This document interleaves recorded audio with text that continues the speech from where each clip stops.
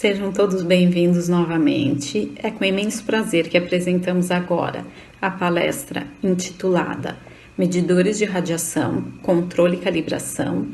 Será ministrada pela professora Maria da Penha, que é física com mestrado e doutorado em tecnologia nuclear pela Universidade de São Paulo, atua há mais de 30 anos na área de metrologia das radiações.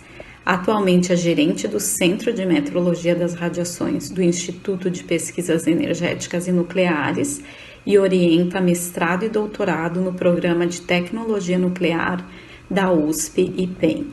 Tenham todos uma boa palestra e muito obrigada, professora Maria. Olá, pessoal, sejam todos bem-vindos à minha aula. Meu nome é Maria da Penha Albuquerque Potens, eu sou do Laboratório de Calibração do Instituto de Pesquisas Energéticas e Nucleares, e eu queria agradecer a organização do Simpósio de Imaginologia por ter me convidado para falar um pouquinho para vocês sobre essa atividade, que não é uma atividade médica, clínica, como vocês estão tendo nesse evento, mas é uma atividade técnica ligada aos medidores que são utilizados na área de interesse, né? Bom, então, e por que é necessário calibrar equipamentos, né? Bom, primeiro que toda utilização de qualquer material radioativo, qualquer emissor de radiação no Brasil é regulado por normas, e essas normas exigem que todo sistema que use qualquer material radioativo, mesmo que seja para pesquisa, para um estudo, tem que ter um medidor de radiação, principalmente para a proteção do trabalhador que está manipulando o material. E essas normas também exigem que esses medidores sejam calibrados, tá? E cada tipo de equipamento tem um desenho, um design, uma construção específica para a sua aplicação. Então, aqui existem equipamentos específicos de diagnóstico por imagens, para aplicações industriais, para radioproteção, radioterapia e radiobiologia. São as grandes aplicações. Eu não coloquei aqui laboratórios de dosimetria, laboratórios de universidade, fabricantes de medidores de máquinas de raio-x, mas todos eles têm que ter, sim, um medidor de radiação e esse medidor tem que ser calibrado. Então, são várias normas, cada norma se aplica específica a uma aplicação, tá? Em alguns casos, tem até mais de uma norma por aplicação. Bom, no caso do raio-x diagnóstico, que é o foco desse evento, a última norma publicada foi essa resolução de dezembro de 2019, RPC 330, né, que foi publicada em dezembro e que revogou a portaria 453, que é o que estava em vigor no Brasil. Existem outras INs relacionadas a essa resolução, mas o que fala de instrumento calibrado é diretamente na RDC. No artigo 30, ela diz que todos os instrumentos que são usados para avaliação dos equipamentos devem estar calibrados em laboratórios credenciados, né?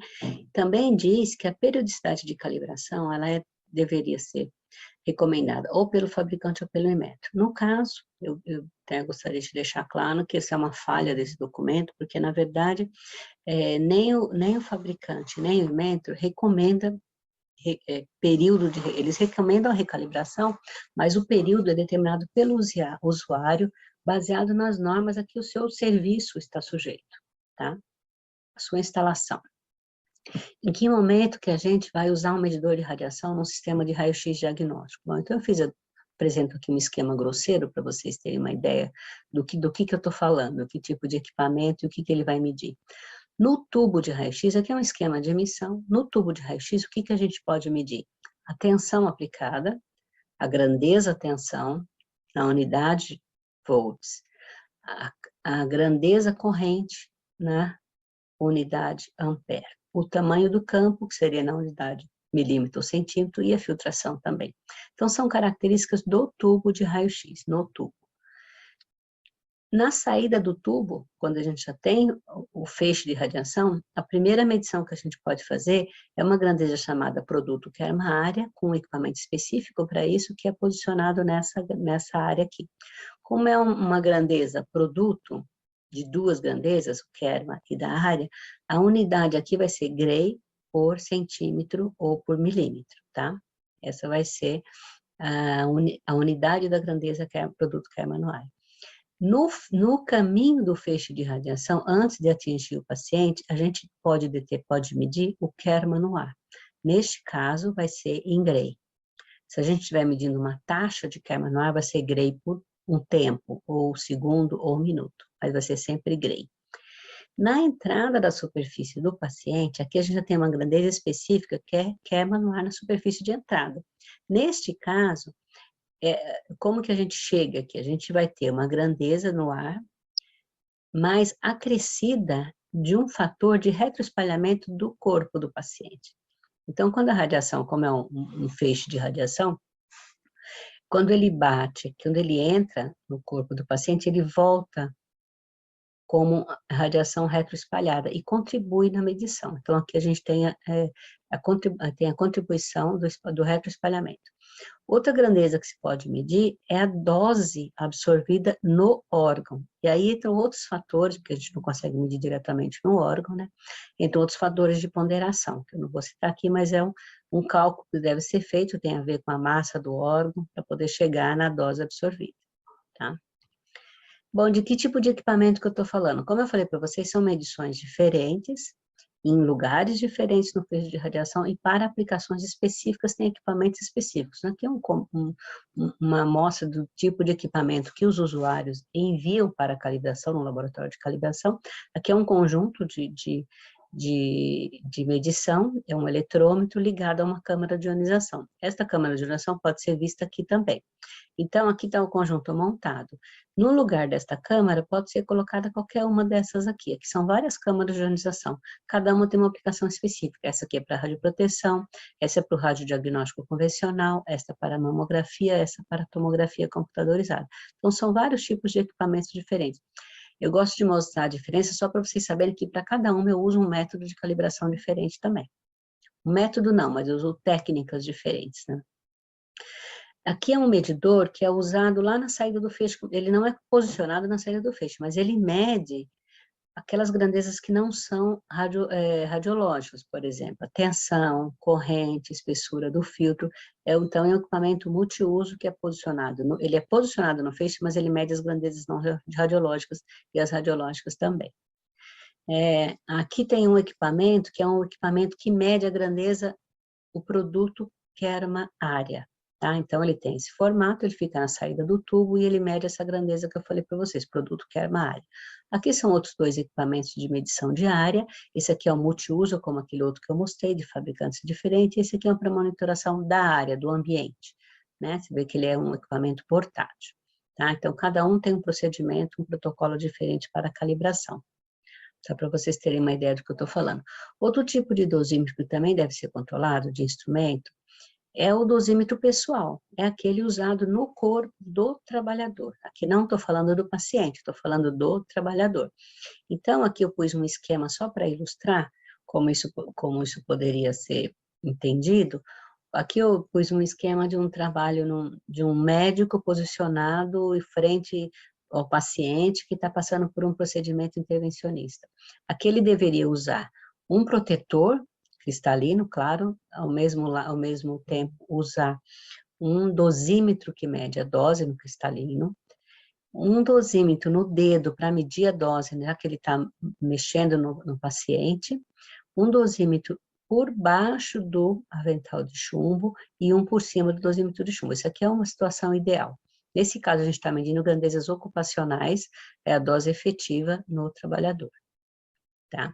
Esse aqui é o tipo de equipamento que é usado como dosímetro pessoal. Esse aqui é o que fica na lapela, esse é o anel de dosímetro de anel, e aqui o de pulseira. Aqui tem um aberto para vocês visualizarem que a parte sensível à radiação é esse aqui. Nesse caso, é um dosímetro fotográfico, mas existem outros tipos, tem dosímetros termoluminescentes, o SL, então tem vários tipos de dosímetros que pode ser colocado aqui dentro do porta-dosímetro para ser usado desta maneira. E esse equipamento também tem que ser calibrado, assim, tem que ser testado no feixe de radiação padrão.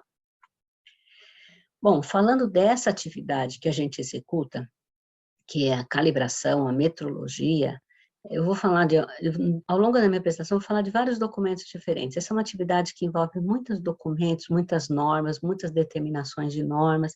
Então, eu vou citando algumas ao longo da apresentação. Um documento que é importante, que eu falo logo de começo, que é esse, que é o vocabulário de metrologia.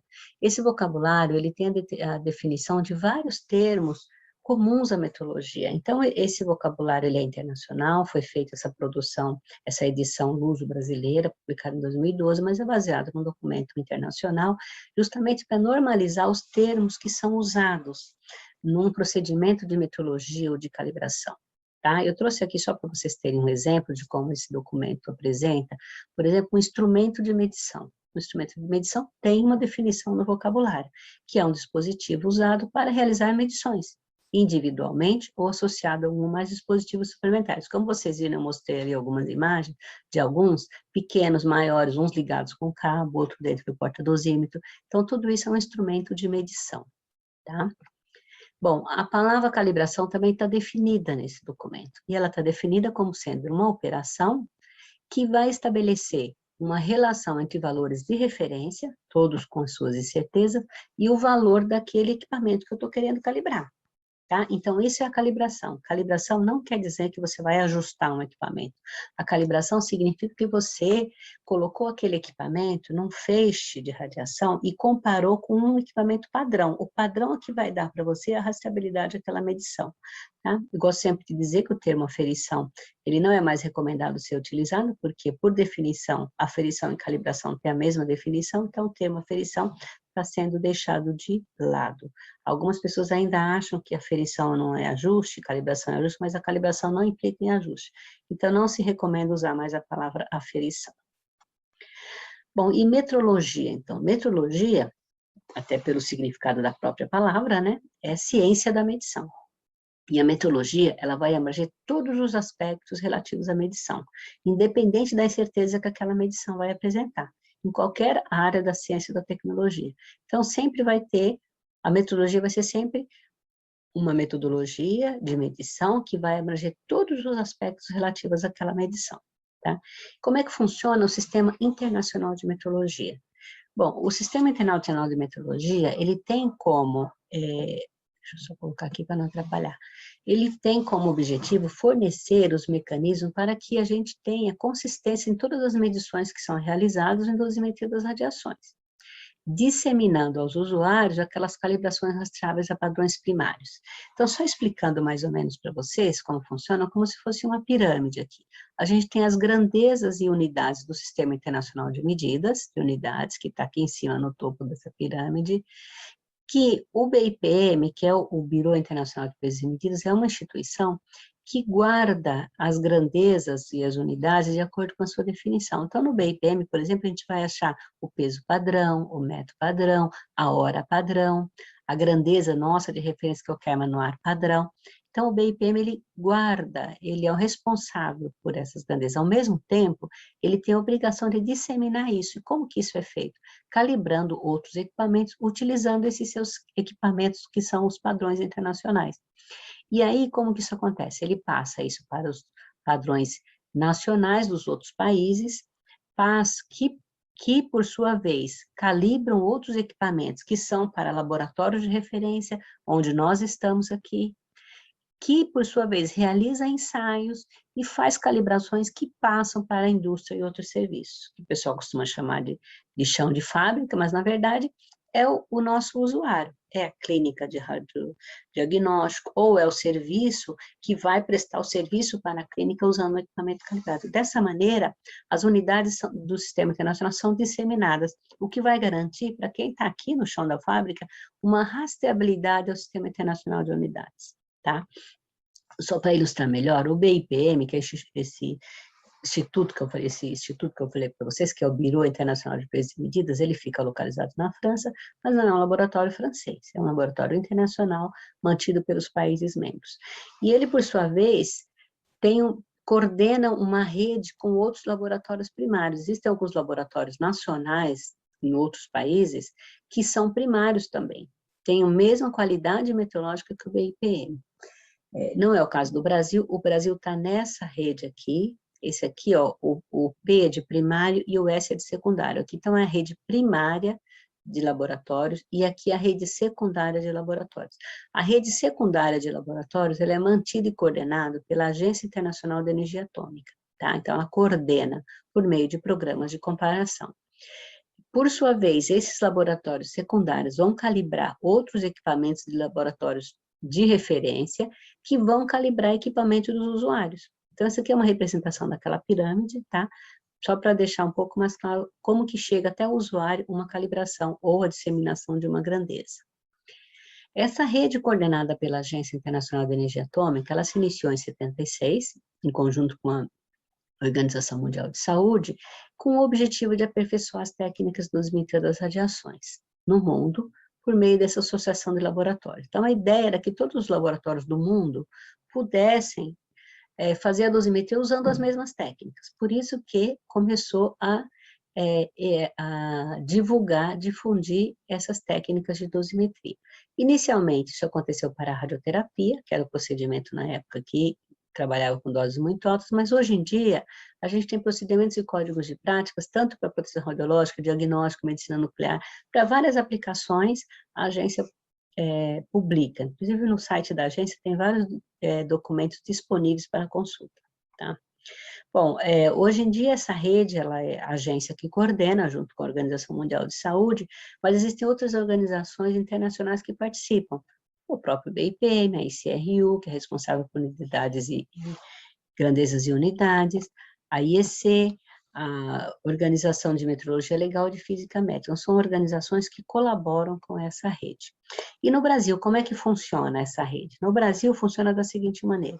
Nós temos o Laboratório Nacional de Metrologia das Radiações Ionizantes, que é um laboratório secundário, então ele está na rede secundária que a agência coordena, e abaixo dele tem os laboratórios regionais, que de alguma maneira, na verdade nós somos 7 laboratórios, mas nós também estamos ligados à agência internacional. Então, quando a agência faz algum tipo de programa ou comparação, ela inclui os laboratórios diretamente. Mas dentro do Brasil, o Laboratório Nacional é que nos coordena e que organiza comparações. Então, nós temos vários laboratórios, 7, esse é São Paulo, Minas Gerais, Rio de Janeiro, Pernambuco, Bahia, Rio de Janeiro, esse interior de São Paulo. E nós, então, laboratórios, calibramos equipamentos para os usuários. Dessa maneira, a gente dissemina a grandeza. Qual que é, então, a responsabilidade de um laboratório secundário, um laboratório de dosimetria? Fornecer rastreabilidade, disseminando calibrações em qualidade de radiação específicas para o uso das radiações ionizantes. Como eu falei para vocês no começo, cada aplicação tem a sua especificidade e com protocolos e qualidades de radiação específicas. O laboratório pode ser nacional, no caso a gente tem um nacional, que é o Laboratório Nacional de Metrologia, e os laboratórios regionais. Tá? Então, o nacional ele foi designado por uma autoridade competente, no nosso caso pelo Inmetro, e no caso os regionais são todos acreditados ou autorizados pelo Laboratório Nacional. E quais seriam, então, as responsabilidades de um laboratório? Entre várias, aqui, eu listei algumas, mas olha, principalmente manter o sistema padrão secundário, que deve ser recalibrado a cada 3 anos, dessa maneira mantendo a rastreabilidade com o Sistema Internacional de Unidades, e calibrar outros instrumentos, sendo que todos os documentos apresentados têm que ter todas as informações completas. Além disso, organiza comparações dentro do país, participa de comparações com a agência, né? Documenta todos os procedimentos que são realizados, acompanha o desenvolvimento e o progresso em metrologia, comparado com as técnicas que são desenvolvidas atualmente, né? Então, na verdade, assim, a gente estabelece vários procedimentos de calibração, mas as tecnologias vão avançando, né? Mesmo na área do diagnóstico, hoje tem várias técnicas mais modernas, e as metodologias de calibração, de metrologia, têm que acompanhar esse desenvolvimento, né? Além disso, a gente tem a responsabilidade de fornecer treinamento, tanto nas medições, como nas técnicas de manutenção de equipamento, tá?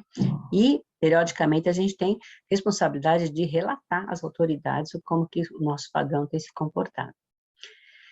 Bom, e como que é um dosímetro padrão? O que que é um padrão? Que eu estou falando do nosso padrão, né? O dosímetro padrão, primeiro, o secundário, ele é rastreado ao BIPM, que é um laboratório primário, né? Então, a primeira coisa, ele tem que ser rastreado ao padrão primário. E, na sequência, por outra forma, né, por outro lado, ele tem que seguir algumas normas no seu processo de fabricação. Então, antes dele ser rastreado a um laboratório primário ou secundário, no nosso caso, rastreado ao primário, ele tem que cumprir algumas exigências de normas. Então, por exemplo, a norma 60731 da IEC, ela traz especificações para o instrumento de referência, né, de classe, por exemplo, classe padrão primária, padrão secundário. A IEC 61674, ela faz a mesma coisa, mas ela é específica para equipamentos de radiodiagnóstico. Então, para um fabricante que vai desenvolver um equipamento, ou mesmo a gente no laboratório que faz, às vezes desenvolve algum tipo de equipamento como resultado de uma pesquisa, de doutorado, mestrado, ele tem que seguir aqui, essa norma, ela traz vários requisitos, tá?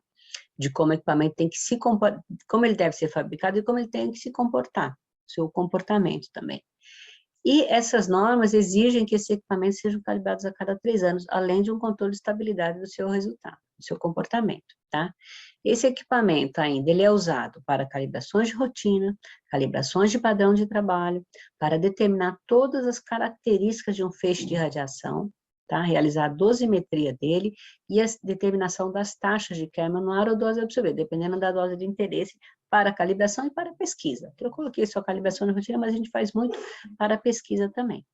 Esses equipamentos normalmente devem ser preservados com muito cuidado, são equipamentos delicados, de fabricação delicada, de comportamento delicado, no geral são câmaras de ionização e necessitam estar em condições ambientais controladas, tá?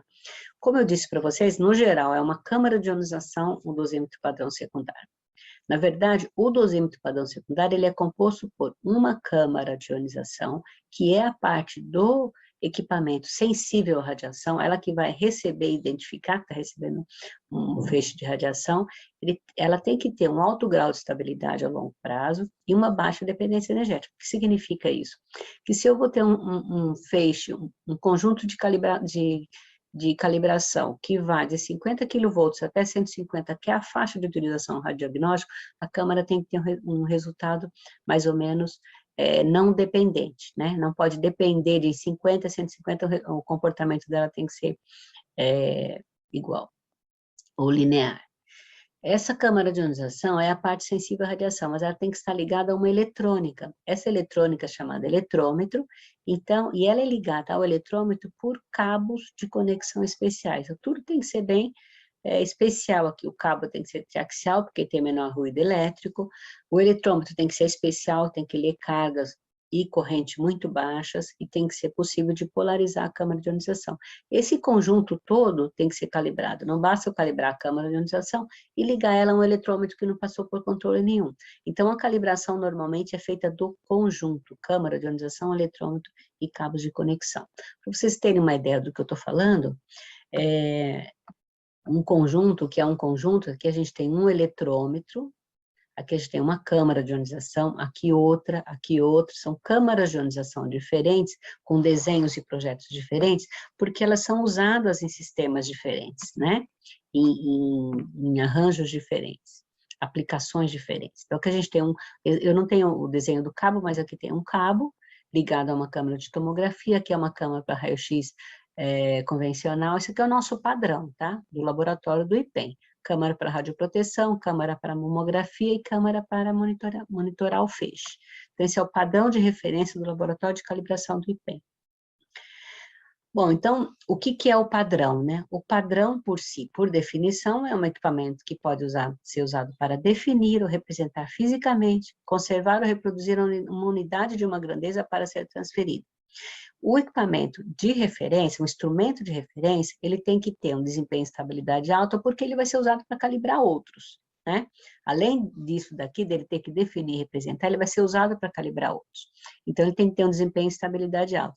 Um instrumento de campo, ele tem que ser adequado para ser usado em medidas de rotina, de campo, que é muito diferente do laboratório, né? Principalmente na área de radiodiagnóstico. Quem faz essas medições, os sistemas, normalmente não é a clínica, não é o físico médico, o tecnólogo que está lá dentro da clínica. Quem faz essa medição é uma empresa contratada. Normalmente é um físico médico também, é um tecnólogo, mas é contratado. E aí ele carrega esse equipamento na mão, aonde ele vai. Então, ele tem que ter um desempenho adequado para isso, é um equipamento diferente do que a gente usa no laboratório de calibração. Tem que ser robusto, né? De uma maneira geral, como que funciona a calibração? Então, assim, o padrão primário é aquele que vai ter a mais alta qualidade metrológica, né? Como eu falei, o laboratório primário, ele vai poder determinar uma grandeza pela sua definição. Não é que não tenham fatores que vão ser aplicados para converter, mas ele determina a grandeza pela sua definição. Então, por isso, ele tem a maior qualidade metrológica que é possível, né? A mais alta qualidade metrológica. Esse laboratório primário aqui, ele vai calibrar o equipamento do laboratório secundário. Então, por exemplo, o meu equipamento, eu mando um laboratório, esse sistema que eu mostrei para vocês foi calibrado no PTB, que é um laboratório alemão. Ele, então, usando o equipamento primário deles, eles calibraram o meu equipamento que é secundário, que é o padrão secundário. Por quê? Foi calibrado contra o primário. Os equipamentos que eu calibro com o meu padrão secundário, eles vão ter padrão terciário. Ou seja, qual que é a diferença desse para esse, praticamente?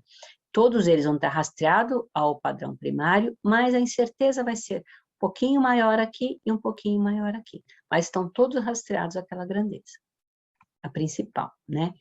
Bom, para a gente poder realizar esse procedimento de calibração, a gente segue os protocolos de dosimetria, que são os códigos de prática, principalmente os publicados pela Agência Internacional de Energia Atômica, justamente para que a gente consiga garantir um dos principais objetivos de um laboratório de calibração, que é conseguir entregar uma dose a um paciente ou garantir que a dose recebida por um indivíduo ocupacionalmente exposto, que é um trabalhador na área ou um indivíduo do público, esteja dentro dos níveis de precisão aceitáveis internacionalmente.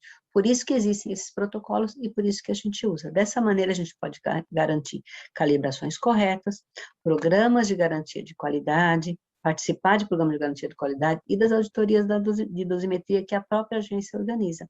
Então, dessa maneira, nós vamos estar seguindo os protocolos da agência e dentro dessa rede internacional que a agência coordena, né?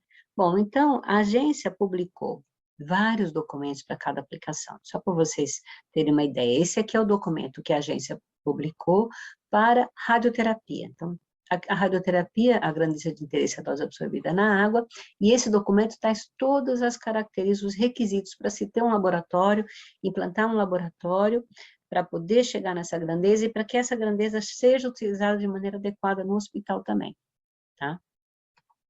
Para a proteção radiológica tem um outro documento que a gente também tem que seguir, então é o SRS 16, que foi publicado no ano 2000, e é um guia para que o laboratório de calibração tenha instalado, estabelecido todas as condições para a calibração do equipamento e para fornecer essas calibrações em termos das grandezas operacionais, porque aqui a gente está falando de proteção radiológica. Esse documento também é baseado em outra norma, que é uma ISO 4037. Então, uma norma foi criada baseada em outra norma, tá? Bom, como a proteção radiológica, ela está em todas as áreas de atuação, tanto na radioterapia, quanto no diagnóstico, no hospital, indústria, em todos os lados tem a proteção. Sempre que tiver qualquer material radioativo, tem que ter proteção radiológica. Esse documento, então, ele é baseado também nesse documento aqui, que é os princípios básicos de proteção para o trabalhador que trabalha com fonte radioativa, que é esse BSS 115 da agência. E se aplica a todas as áreas de atuação que tem material radioativo, tá? Ou fonte emissora de radiação. No caso do radiodiagnóstico, tem esse documento, que é o Technical Report Series 457, foi publicado no ano de 2007, e esse, eu vou falar um pouco mais em detalhe dele, porque é o que se aplica ao raio-x diagnóstico, né? Então, é um documento que ele é um código de prática, que ele estabelece todas as condições para cada tipo de aplicação, aqui eu vou mostrar para vocês, a fluoroscopia, radiologia intervencional, mamografia, tomografia, radiologia dental e convencional. Então, a agência estabeleceu vários procedimentos aqui, protocolos que eu tenho que implantar no meu laboratório, equipamento, filtração, tensão, para cada aplicação. Então, eu tenho aqui o intervalo de atuação é de 20 a 150 kV, e todas as qualidades de radiação são implantadas em função da tensão, da camada semi-redutora, e segue uma outra norma, que é a IEC 61267. Como eu disse para vocês, são normas seguindo normas, né? E todo o formalismo aqui é em termos da de Kerman-Noir, que é a grandeza de nosso interesse. E também ele usa um outro documento, que é esse RU 74, uma outra norma, que trata da dosimetria do paciente, tá? Mas eu não vou falar de dosimetria do paciente aqui, mas esse documento também tem a parte de dosimetria do paciente, é um documento bem completo. Bom, só como exemplo, para vocês verem aqui o que é uma qualidade de radiação, que eu estou falando para vocês. Então, aqui a gente tem 40 kV, 50, 60, cada um, isso aqui é como eles chamam a qualidade, cada uma dessas qualidades aqui tem uma característica. Então, aqui eu tenho 40 kV, primeira camada semi-redutora, coeficiente de homogeneidade, cada uma aqui é uma qualidade da máquina. Então, eu tenho que ter tudo isso implantado na máquina, tá? Para eu poder calibrar os equipamentos que vêm para o laboratório nessas qualidades. Aqui é só um exemplo, eu pus convencional, mas tem de mamografia, de tomografia, tem feixe de entrada, feixe de saída, então tem várias qualidades de radiação diferentes. Bom, quais são os métodos de calibração, então, que a gente aplica no laboratório de calibração, de acordo com as normas? Tem 2 métodos, que é o de campos conhecidos e campos menos bem conhecidos. Na verdade, assim, a diferença é que quando você tem um campo de radiação onde você consegue estabelecer todos os seus parâmetros usando o padrão secundário, você não precisa, a cada calibração, usar o padrão novamente. Você usa uma vez, determina os parâmetros, depois você vai só colocando o equipamento que vai ser calibrado no campo.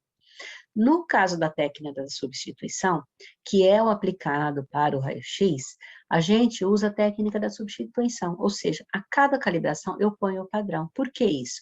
Num equipamento de raio-x, é mais complicado você ter controle de todos os parâmetros, que é uma máquina elétrica. Depende de tensão, de corrente, às vezes a rede elétrica está tá com problema naquele dia, às vezes o estabilizador, o no-break não está funcionando de maneira adequada, e aí você usa a técnica da substituição. O que quer dizer isso? Quer dizer que você, a cada calibração, você coloca o padrão, tira o padrão e coloca o equipamento que vai ser calibrado na mesma hora. Depois você coloca o padrão novamente e compara os resultados, as respostas. Então, a calibração é feita por substituição, por isso que é chamada assim. Só para vocês terem uma ideia do que eu estou falando, vou tirar aqui, vou me tirar daqui para poder mostrar aqui direitinho. Bom, então aqui eu fiz um esquema, fiz não, né? Eu peguei da publicação da agência mesmo, esse esquema, que é, deixa eu só clicar aqui, que é esse esquema mostra mais ou menos como funciona um arranjo de calibração. Então, aqui a gente tem, olhando de cima, a gente tem o tubo de raio-x, aqui protegido por uma blindagem, um shutter que libera o feixe de radiação, filtração adicional, colimadores, que vai me limitar o tamanho do feixe de radiação. Aqui eu tenho uma câmara monitora, posicionada aqui entre colimadores, para garantir que se tiver qualquer alteração do feixe na hora, devido à corrente elétrica mesmo, que influencia na intensidade do feixe, eu vou detectar aqui. Aí uma distância aqui apropriada, também determinada por normas, onde eu vou colocar o meu equipamento de referência, vou fazer as medições necessárias para chegar na grandeza de referência, depois eu tiro e coloco ou o equipamento que eu vou calibrar, ou o dosímetro pessoal que eu vou fazer dosimetria com Phantom, tá? Então, aqui é assim que eu faço, ponho o padrão, tiro, ponho o equipamento que eu vou calibrar e vou comparando os resultados, é por comparação. Aqui uma ilustração do nosso arranjo de calibração no IPEM, a gente tem uma máquina aqui, a roda de filtros, aqui é uma foto de frente, está meio confusa, mas essa aqui é a roda de filtros, aqui eu tenho uma posição de um filtro, são 24 filtros diferentes, significa que eu tenho nessa máquina 24 qualidades de radiação diferentes, cada uma com a sua tensão, com sua filtração, com sua corrente. Então, aqui é a posição da câmara monitora e dos colimadores. Aqui uma foto de um outro ângulo, para vocês terem uma ideia, aqui onde está o colimador, onde está a roda de filtros, a câmara monitor e colimador, e a posição onde eu coloco o equipamento que vai ser calibrado. Aqui tem um detalhe menorzinho, só para vocês verem, aqui eu marquei de vermelho, o equipamento de referência está aqui posicionado para fazer a medição da grandeza Kerman-Noir. Bom, então, o que é a primeira coisa que a gente faz? Coloca o padrão no feixe e determina o Kerman-Noir. Como que eu faço isso? Usando essa equação modelo. Essa equação, isso aqui é o símbolo do Kerman-Noir, aqui é a equação que vai chegar no Kerman-Noir. Como que eu faço isso? Aqui, ó, isso aqui é resultado das medições que eu faço com o meu equipamento. Eu meço carga ou corrente, aqui, na verdade, é só um modelo, mas aqui eu tenho 10 medições, eu tenho desvio padrão, eu tenho correções para as condições ambientais, temperatura, pressão, eu tenho que corrigir a medida para isso. Tendo todos esses valores corrigidos, eu multiplico pelo NK, que é o coeficiente de calibração. Esse coeficiente de calibração, ele foi fornecido para mim por um laboratório, no meu caso primário, que calibrou o meu padrão. Então, isso aqui está no certificado de calibração do meu padrão. Então, eu faço medição, multiplico por esse fator vai converter essas medições no Kerman-Noir, aqui é o símbolo de taxa de Kerman-Noir. Então, dessa maneira, eu tenho a grandeza de referência naquele ponto, naquele dia. Depois que eu faço essa medição, eu ponho o equipamento que eu vou calibrar na mesma posição. E aí, o que eu vou ter de resultado? Eu vou ter o mesmo resultado aqui de medida, do usuário, corrigido para temperatura e pressão, 10 medições, desvio padrão da média, desvio padrão, incerteza associada, e vou pegar a taxa de Kerman que eu determinei com o meu padrão e vou dividir por essa medição. Desta forma, eu vou ter o coeficiente de calibração do equipamento que eu estou calibrando, que vai linkar o que ele mediu com a taxa de Kerman-Noir verdadeira que eu determinei. Então, eu vou ter, esse aqui é o valor que eu vou fornecer para o meu usuário no certificado de calibração, tá? Terminada, então, as medições, é claro que eu falei rapidamente, porque a gente põe, mede, não é assim tão fácil, nem tão rápido, depende de vários fatores, eu vou emitir o certificado de calibração. O certificado de calibração tem que ser claro, preciso, objetivo, principalmente trazer os coeficientes de calibração e as incertezas. Para eu chegar aqui, olha quanto documento eu tive que conhecer. A ISO 17025, que me diz como fazer o certificado de calibração, um documento da agência que trata de cálculo de incertezas, e esses 4 documentos aqui, eles trazem procedimentos de calibração específicos para aplicações, radioterapia, diagnóstico, radioproteção. Então, são documentos que eu tenho que conhecer para eu chegar até aqui no certificado de calibração. Tá? O certificado de calibração, vou falar um pouquinho mais aqui, porque a norma ISO 17025, a ISO 17025 é uma ISO que traz requisitos para a gente ter a competência do laboratório acreditada. Então, ele recomenda fortemente que o certificado de calibração tenha todos esses itens aqui. E nós seguimos por quê? Nós, como laboratório de calibração, nós somos acreditados pelo Inmetro. Significa que a gente passa por auditorias periódicas do Inmetro, que regula e verifica se a gente está seguindo todos os requisitos da norma, tá? Então, aqui a gente tem os dados do laboratório de calibração, do número do certificado, dados do cliente, método de calibração, data de calibração, resultados da calibração, rastreabilidade, ajuste se foi feito, quem realizou e declaração que os itens se referem, que os resultados são somente para aqueles itens que foram calibrados, tá? Então, essa é uma exigência da norma e que a gente tem que seguir. Bom, como eu falei para vocês de normas, a gente realmente tem muitas normas aplicadas, só para vocês terem uma ideia das recomendações internacionais que a gente tem que seguir. Então, para a radioproteção tem 2 normas, o CRP 112 e o da agência, o SRS 16, para a radioterapia, essas 2 normas principais, eu estou falando das principais. Para o radiodiagnóstico, a IEC 61267 e a agência 457. Aí nós temos alguns documentos nacionais, quer dizer, todos os documentos nacionais que existem, de recomendação, eles também são baseados em normas internacionais, mas específico para a calibração, o que nós temos? Esse documento do Laboratório Nacional, que são requisitos técnicos para a certificação do Laboratório de Calibração, a ABNT ISO 17025, são os requisitos gerais para a competência, o vocabulário internacional de metrologia, que eu falei lá na frente para vocês, e a ISO-GAN, que é o Guia para a Inspeção de Certeza.